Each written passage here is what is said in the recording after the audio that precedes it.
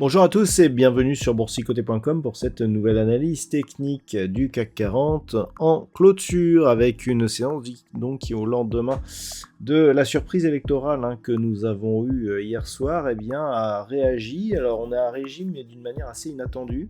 On a ouvert sur un gap baissier, donc on s'attendait ici à une baisse de marché, pas du tout. On est venu ici casser le point haut de la séance précédente, donc attaquer ici la zone des 7725 points avant de totalement se retourner pour revenir ici sur cette zone de support des 7630 points.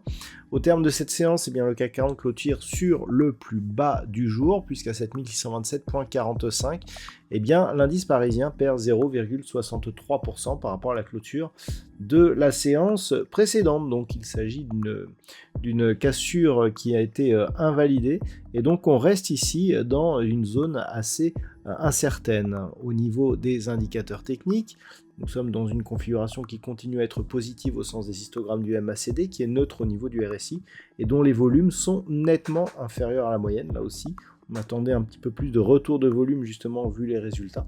Il n'en a rien été. Donc, on le voit, une séance assez indécise et qui, d'un point de vue directionnel, ne nous donne pas énormément d'informations.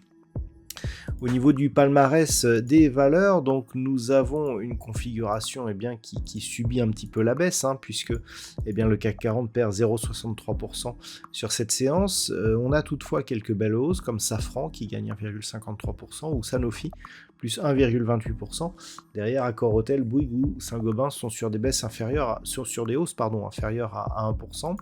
On a beaucoup plus de valeurs en baisse, à l'image de Téléperformance qui perd 4,25%, ou LVMH, moins 2,89%. On a quelques valeurs autour d'une perte donc de 2%, comme par exemple Kering, Eurofins Scientifique ou Edenred. On peut noter qu'énormément de grosses pondérations sont plutôt mal classées et dans le rouge.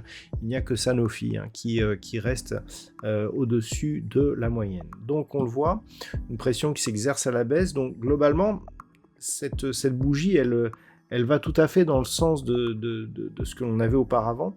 On avait une zone d'incertitude ici, entre 7570 et 7725 points.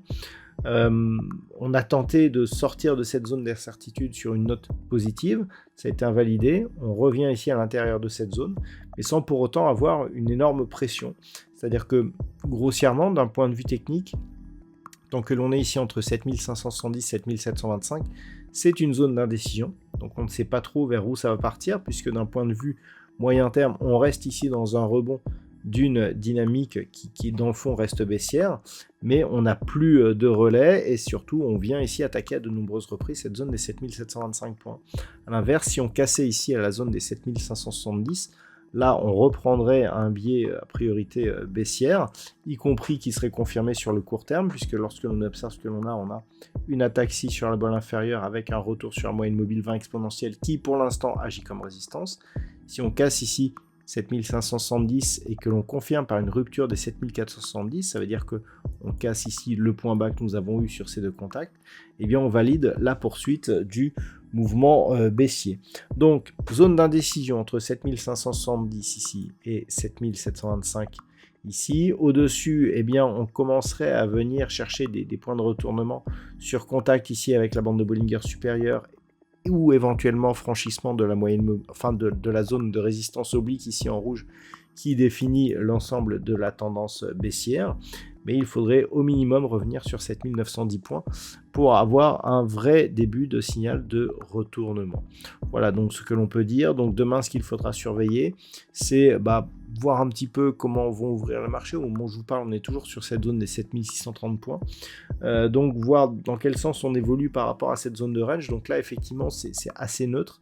D'accord ? Tant qu'on est à l'intérieur de cette zone, ça redeviendrait positif au-dessus. et on craindrait ici une poursuite du mouvement baissier si on cassait cette zone des 7570 points. Voilà donc ce que l'on peut dire sur cette analyse technique du CAC 40. D'un point de vue statistique, assez peu d'occurrences, et pour le peu d'occurrences que nous avons, c'est assez neutre cette semaine, ce qui pourrait être suivi par une reprise du mouvement baissier la semaine prochaine. Encore une fois, très peu d'occurrences, donc une statistique qui n'est pas excessivement fiable. Voilà donc ce que l'on peut dire pour aujourd'hui. Je vous souhaite de passer une bonne soirée. On se retrouve dès demain pour d'autres analyses techniques, toujours sur le site boursicoté.com.